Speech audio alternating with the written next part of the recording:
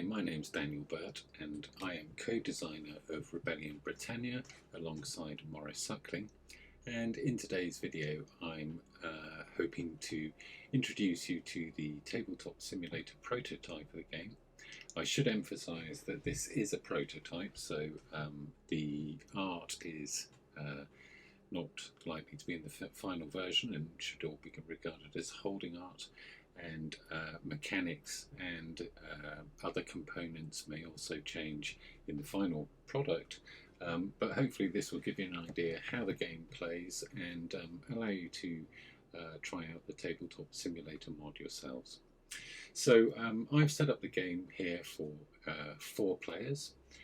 So we have Vespasian playing as Rome, Caraticus as the Solures, Cartimandua as the Brigantes, and Boudica as the Ikini. And at the start of, once you first load the tabletop simulator mod, you'll see that the board has already been populated with the starting setup. Just for the sake of the prototype design, we've also included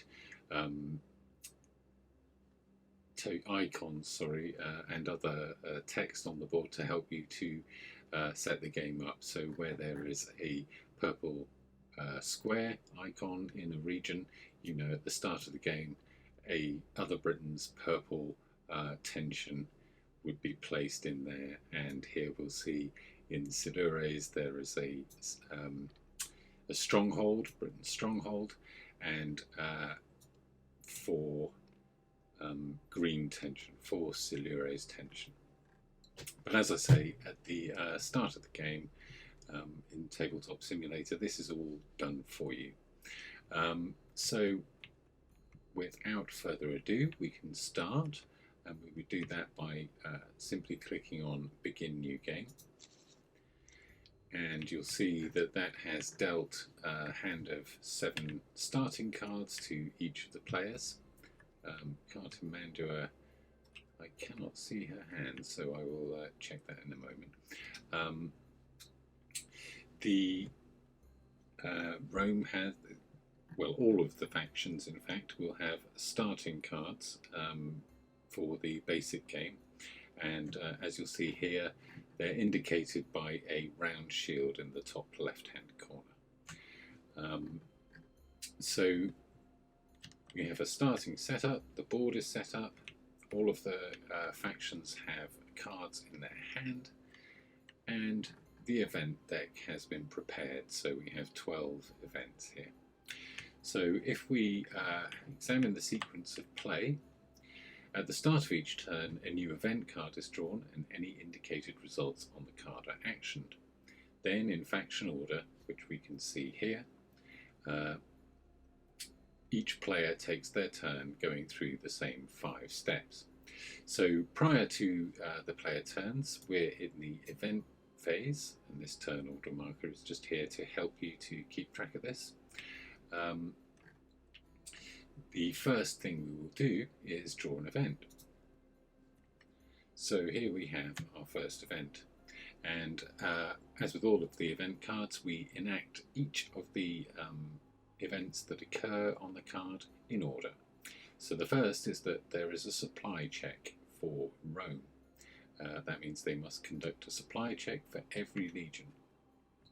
And legions in rough terrain, where there is no settlement, will take 1 hit to their cohesion, which is tracked on this chart here. If it ever hits 0, that legion is destroyed. And at the moment, the 9th are in Corioltauvi. They have a settlement next to them, so they're fine, they're in supply. The 14th are in Dumnonii, where there's a settlement, which is fortunate because they're in rough terrain, so if there was no settlement here, they would be in trouble, under threat. And here we find that both the 2nd and the 20th are in rough terrain without any fort or settlement in the region that they occupy. So both of these legions are going to take a hit to their cohesion immediately. Now Rome can discard a card for each of these legions in order to ignore the hit to their cohesion, but obviously that's then going to limit the actions that are available to them. In this case, as Rome have yet to really study the lay of the land, and they've got a decent array of actions available to them, I think they're going to take the risk and not discard and have a cohesion hit to the 2nd and the 20th. So we've enacted the first step of the event. The second step is that the tribes bristle, which means attention is gained in Cativalani and Dabuni. So Cativalani and Dabuni are not home regions, so they're not coloured, they don't have a coloured border, so that means they would receive other Britain tension, so purple tension. So that's one additional tension in each of those regions. There we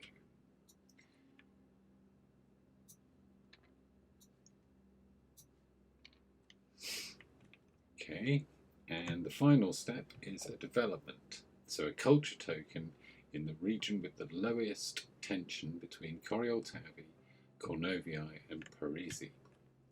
So Corioltavi, Cornovii and Parisi each have exactly the same tension. They've got one at the moment.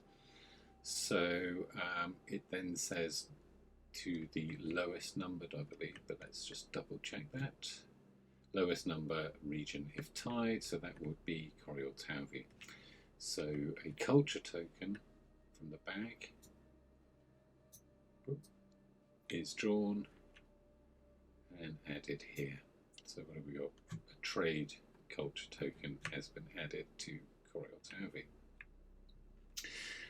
So that is the event covered, and in the next section I'll move on to looking at individual faction turns. So we'll start with the Solures and then move on to the Ikini, Brigantes and Rome. So we have now, we've done the event, so we're in faction order. So this will start actually with the Solures. They may play a prepared strategy card, and you'll see the prepare step comes up. So if a card had already been prepared, they would reveal it, implement its effects, and then move it to their discard pile.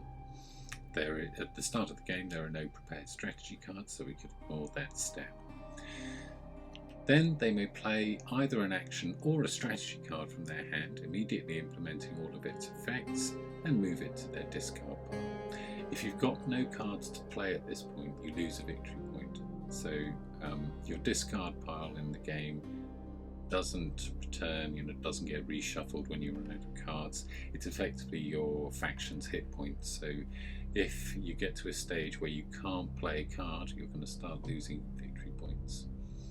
And then after this play step, we'll be able to place a strategy card face down in front of us, and this will then activate at the start of our next turn.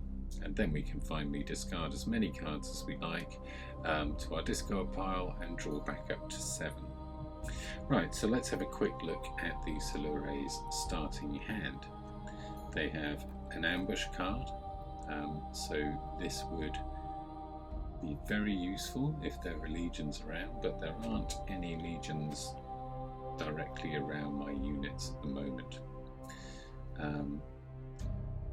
It can also be used to gain victory points, so I may use that to turn one tension in Solures into a warband and gain a victory point.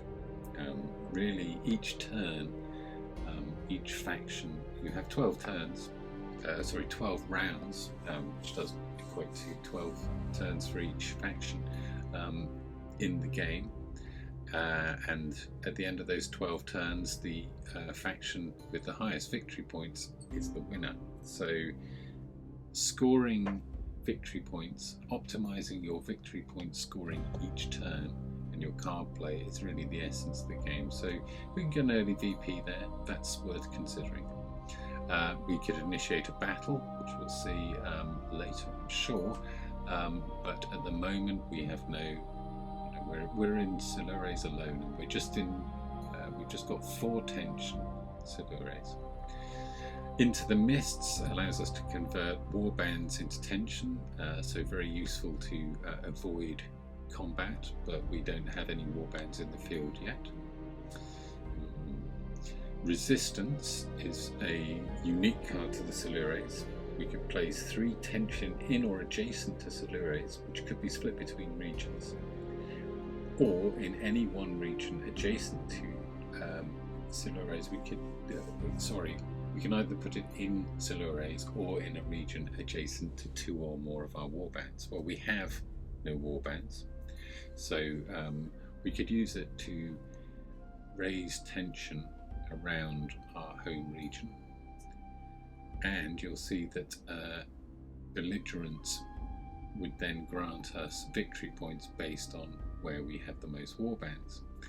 We don't have any warbands, so whilst we could play that to raise our tension, we're not going to benefit in terms of victory points. So again, useful card, but probably not right now. We need warbands before we do this.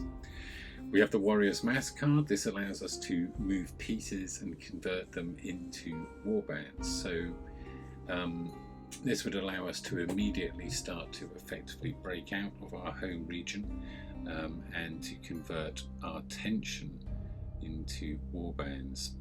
And as that is then followed by a renown action which scores us victory points for each region where we have the most warbands, this may be our optimal opening play, but let's have a look elsewhere. We can add tension, but we're looking at either adding it into our home region, which we can't at the moment because we're on 4, or to a region containing 2 or more warbands, or we have no warbands in play. Now we could use this to place tension in Solures, and that has the effect, as we can't add the tension, it's not being moved from elsewhere on the board, it's being added. So you'll see there's a section on this rule here, the rule of 4. As we cannot add the tension, Rome would lose 1 victory point for each tension that we're unable to place. However, Rome is on 0 VP, so we wouldn't benefit from that part of this card, or that potential use of this card. So again, we probably wouldn't open with this card. And then we have the Tribes Gather. So this again is about pulling, moving tension and warbands into regions. This kind of acts as a sort of, you choose a region and then units are pulled in from the surrounding regions.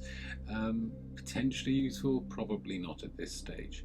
It then also allows us to look at the top 2 cards of the event deck and rearrange them. That could be useful, but I don't think it's our strongest play. Now, before I decide which card to play and whether or not to prepare a card, and this factor applies to all of the factions, you should examine your leader and see what their special abilities are now. So we'll see with Kiraticus that if battle is initiated in a region where there are other Britain pieces, where there is other Britain tension, rather than flipping that tension to other Britain warbands, they convert to Solures warbands if the Solures initiate battle in a region. So that's potentially very powerful, not going to be applicable this turn, but we need to bear it in mind in the future. He also has a one-off ability of effectively tapping the card to score a victory point for each legion that isn't at full strength.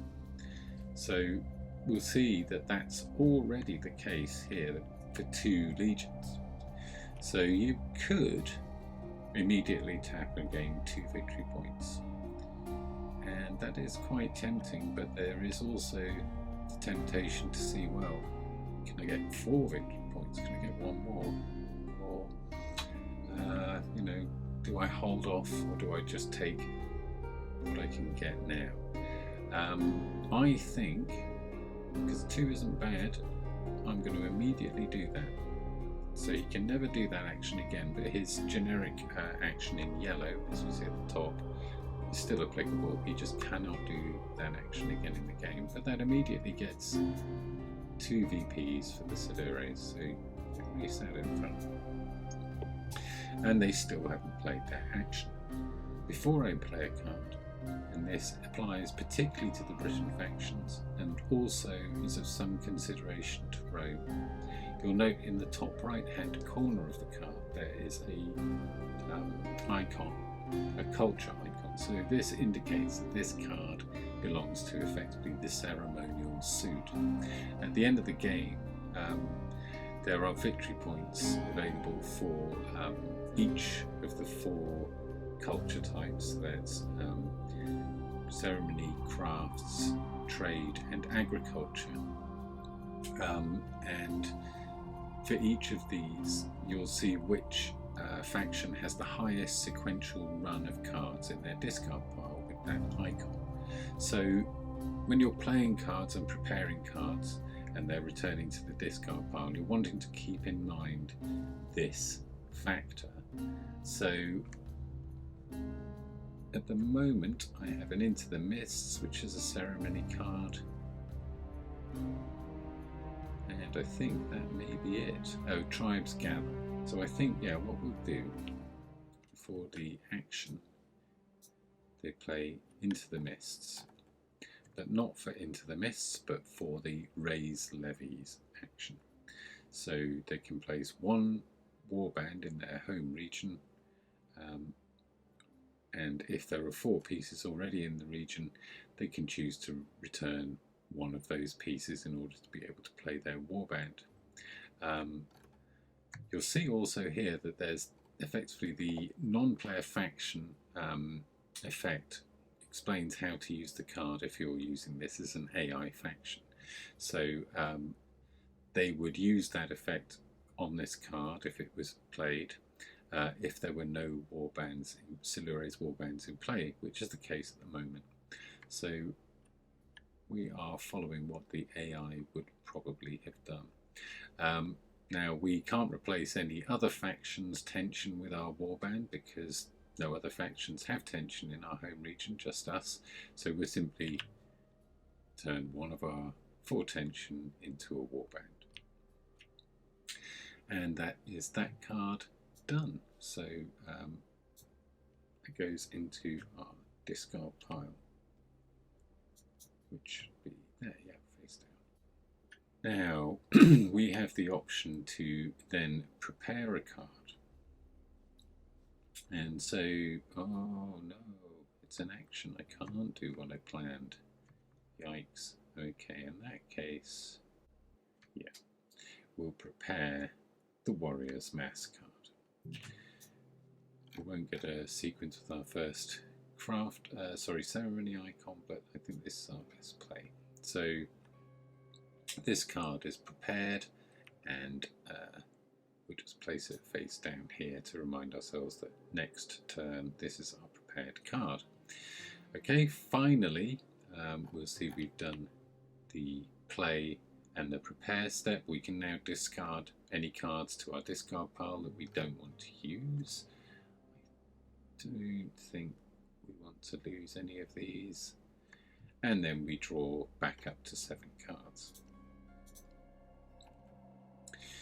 So the Ikini hand, let's have a look at this. They have an emissary, which allows them to add tension into other home regions or their own, or they convert rival faction warbands into tension. The rally card allows them to effectively recruit warbands, or they can, if Prasatagus is their leader, which is currently the case, they can remove tension and then have effectively the remaining tension in a region cancel itself out between the various factions. Romanization, again, it's dependent on which leader is in charge of the faction. So if Prasatagus is ruler, they can remove tension belonging to their faction from any region other than their home region and gain victory points for each one they remove. They can, and if Boudica is the ruler, then they can place tension and in or adjacent to their home region or any region that contains 2 or more of their warbands. So quite the opposite. Prasatagus will remove the tension, Boudica will add the tension. We are currently playing with Prasatagus as our leader. Then there's a battle card which will allow them to fight Rome or other Britain factions. There is the Swarm card which allows them to effectively move their tension on the map and convert it into warbands, tension and any other pieces. The Pillage action is only available if Boudica is the leader, but with Prasatagus as leader we can use the Trade Links action, which would allow us to remove tension from our home region and then from any adjacent region for any warband. Any faction, but not warbands. We can remove their tension, not their warbands. And then finally, as with the Solures, they have the Tribes Gather action available to them. So let's examine the predicament of the Ikini. They have the 9th next door to them, and they've got tension growing from other Britons in Catephilani. There's 2 culture tokens adjacent to them, which are potential victory points scoring at the end of the game, and they've got settlements around them in all regions, which for Prasatagus is good for trade, for Boudica is good for future pillaging and burning. So their action will be to swarm, which means they choose a region on the map and move up to 4 pieces into that region from adjacent regions. So they can only get 2 into there. They can get 3 into Trinovantes because there's space for 3 pieces. So I think that's what they'll do. They'll move 3 tension from Ikini into Trinovantes, and they all flip to warbands. So that's the first step of swarm. And the second step is the renown. So the Ikini will gain 1 victory point for every region where they have the most warbands. Well, that's only Trinovantes, but it's 1 victory point. So they will gladly take that. We can remove the Brigantes. Great. So again, they have played that card, so it goes to their discard pile. Before they do that, let's see it as a ceremony card, just in case they want to base their strategy on that. Now, we should have probably used that. Okay, so they've realised their mistake and they're going to use the Emissary as their prepared card, and we'll see why shortly. So then we move on to the next player, who is Rome, who we'll cover in the next section. So now we move on to Vespasian's turn and the Rome faction. So we've moved the turn order marker along, and we've already seen the cards that are available to them. they have potential to use the rest card to restore the cohesion damage that they suffered as a result of the event, and that may be the prudent strategy. But for the sake of action and a useful way to demonstrate a further element of the design, you'll see that there are forced actions available to both the Rome and the Britain players. Rome's forced action allows them to discard 2 cards to do a campaign, and that allows them to move 1 legion, 1 region, or 2 if they're connected by roads, and then engage in battle with any Britain warbands at the destination, following the usual battle rules for Rome. So we have 2 legions here, and I think we are going to move the second into Mona and take on these warbands here. So we have to discard 2 cards, and that's really quite galling, but I think it's worth it. Well, as we're going to be battling anyway, I think we'll discard 1 battle card. Caution is going to be thrown to the wind by this player, and they're going to discard a battle and a rest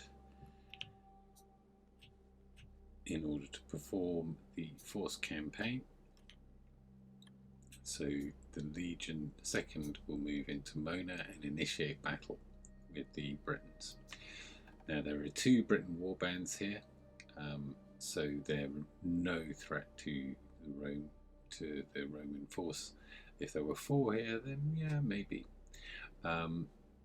So what happens is that 2 warbands are removed as Rome is victorious, and Rome gains 1 VP for every battle initiated that results in 2 or more warbands being removed from play. So these 2 return to the Britons' bag, so the stronghold is also removed from play.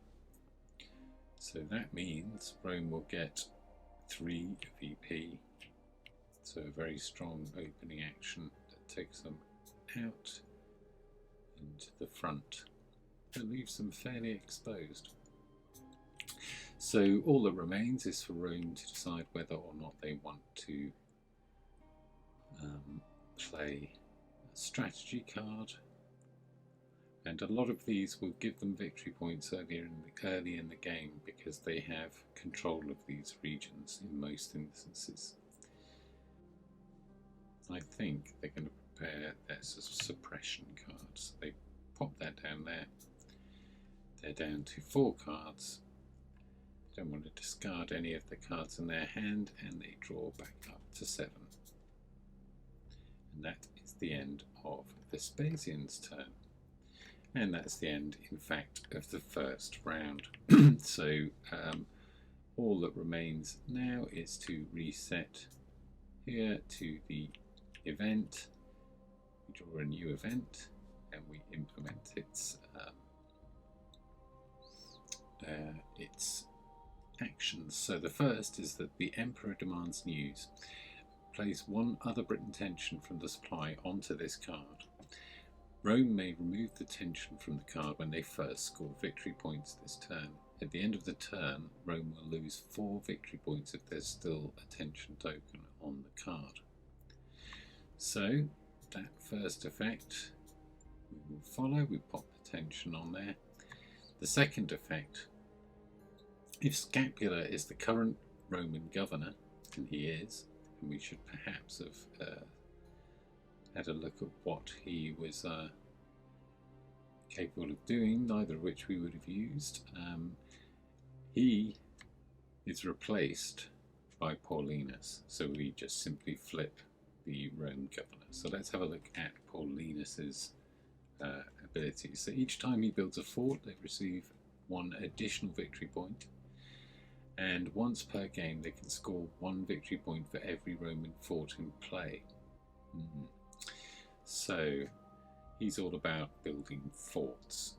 The Romans start the game with a fort in Cantiaci and a fort in Cornoviae, so he could use his action immediately and on the Roman player's turn to immediately gain 2 VPs, which isn't bad, but he may want to maximise what he can score. So that is the event card dealt with, and play would then proceed as in the previous turn. So we begin with the Solures player. Right.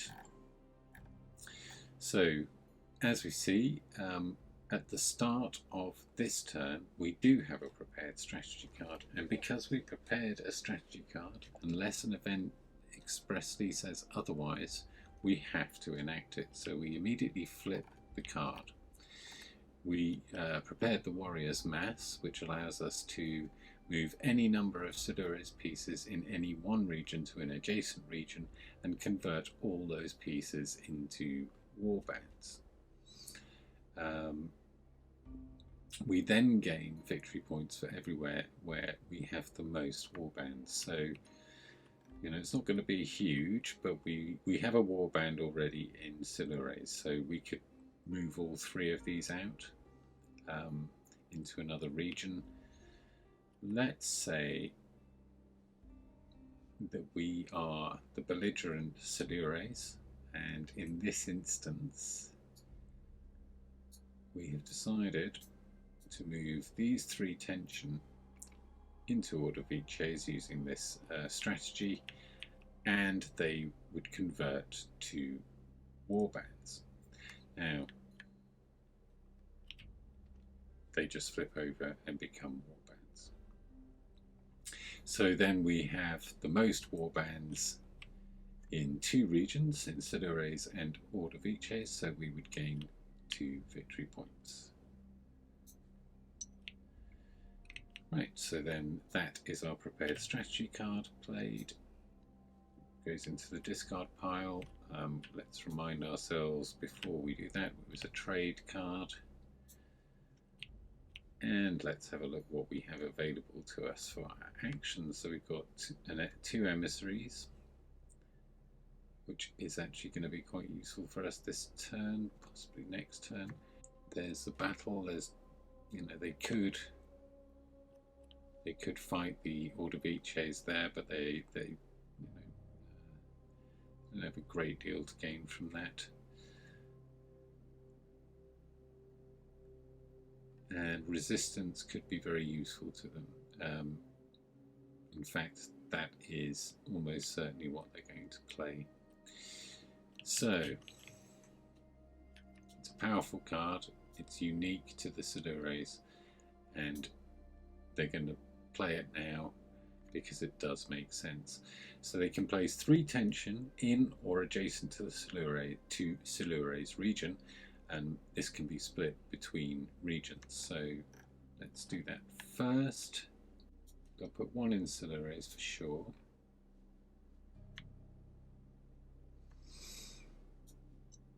One in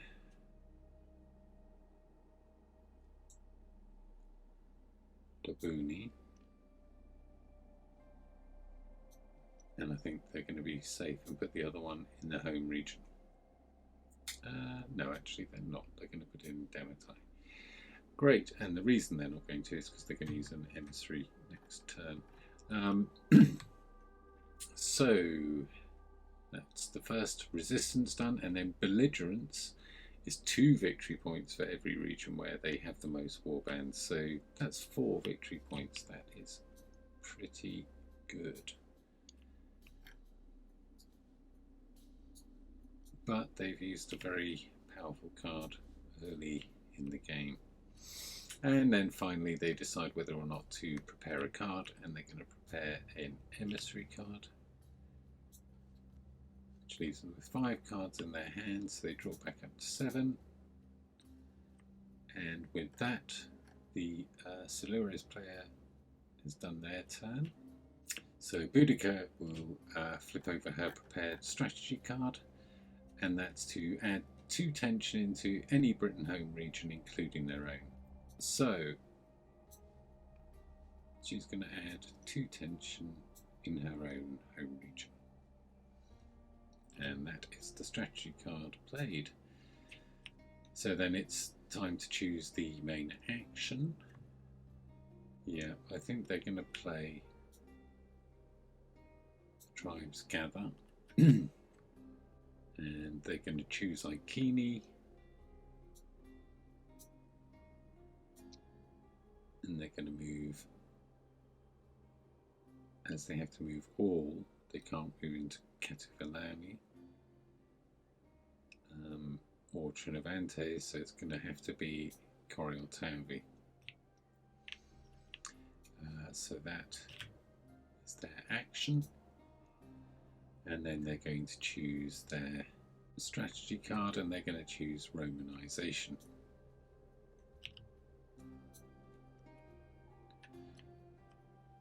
Right, so with that, that's the end of the Ikini player's turn, and so they are at 5 cards, they draw back up to 7,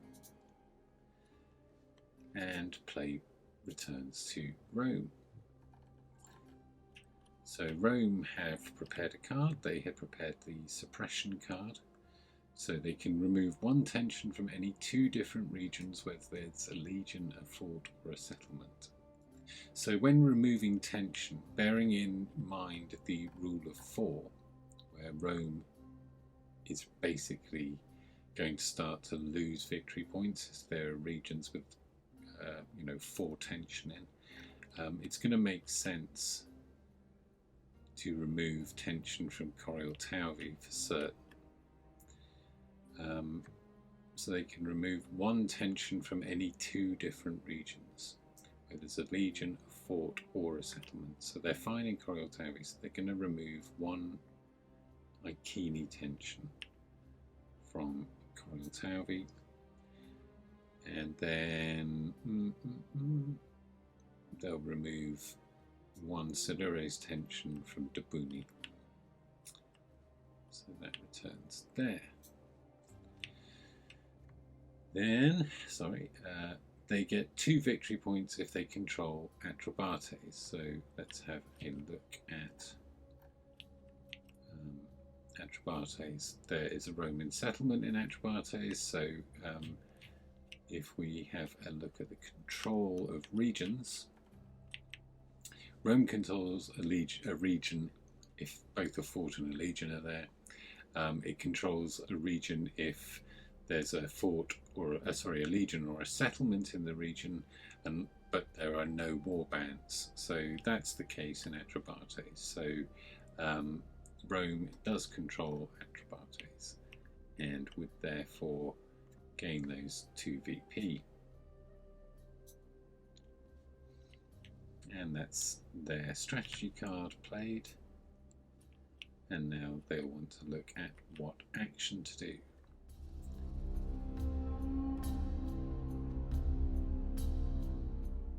Right. And I suspect that being Suetonius Paulinus, he's going to want to build some forts. Now let's have a look at the build card. So in any number of regions where there is at least 1 legion present and no warbands, you can build a fort and a settlement. So let's have a look. In terms of Paulinus, he's interested in forts. There's no fort in Corioltavi, there's no fort in Decanglia, there's no fort in Mona, and there's no fort in Dumnonii. So I think it's pretty clear this is what he wants to do. There's no warbands in any of these regions. So immediately he's going to play one of his build cards. And that means we get a fort here. Here. Here. And here. So they've played all of their forts into play, all of their 4 forts, and at this moment in time it would be prudent for Paulinus to immediately activate his special ability, because they have 6 forts in play. Yeah, 6. So he's not going to better that this game, so he immediately takes that action, scoring Rome 6 VPs. That's the build. Oh, sorry, yeah. I should have also done Britannia's Gods Disturbed. So in each of the regions where a fort was built, so that's Dumnonii, Mona, Decangli and Corioltauvi, I need to add attention. None of these are home regions, so it's all other attention. So 1, 2, 3, and 4. Eek. Corioltauvi's looking perilous. Right, so that's that action done, and then the Rome player would then choose to prepare their next card. I think they're going to prepare a trade card as their next action. That's the end of their turn. They're down to 5, they draw back up to 7, and there we end the second round. So the end of the second round, there's a minor correction I should have put in there. When Rome scored their victory points, their rather large amount of victory points this turn, they should of course have removed the tension token from the card. So at the end of the turn, we return to the event phase. Well, sorry, we're in the cleanup phase now, because we have an active event. That factor didn't come into play because Rome scored victory points this turn, so they simply discard the event. And so play would proceed into the third round, draw a new event, and you would then go through each of the steps. So let's do this, and then we'll sort of tie up, because then play proceeds as with the previous 2 rounds. So let's have a look. Rome conducts a supply check for each of its legions. So we have a region in rough terrain, but there's a fort and a settlement there, so there's no hit to that legion. Likewise, luckily, Paulinus built forts, so both these legions are fine, and so is the 9th. So supply is fine for Rome. The tribes bristle. There's a tension rising in Corioltauvi and Cornovii. So that's going to be a problem for Rome. So 1 tension is added into Cornovii, but because there are already 4 pieces, 4 tension, well, 4 pieces, because it could be tension or warbands in Corioltauvi, they can't add the tension there, so Rome takes a victory point hit. And then finally, development, we add a culture token in the region with the lowest tension between Belgae, Dobuni and Duratriges. I think they're probably, well, it's between Belgae and Duratriges, and I believe it will be the lowest numbered. Yeah, so in Belgae, wow, that's becoming a major cultural centre. So that is the end of the event for the third round, and then play would proceed to the Solures, where they would, of course, follow the sequence of play, which will remind ourselves again. You play the prepared strategy card, play a card, prepare a card, discard as many cards as you like, refill back up to 7, and you would proceed along those lines from the Solures to the Ikini to Rome, then clean up back to the next event. And hopefully that's given you a reasonably decent overview of how the game plays. At the end of the game, there is of course some final scoring that occurs based on suit types for each discard pile, and also for control of regions with culture tokens on the board. And the faction with the most victory points will win the game.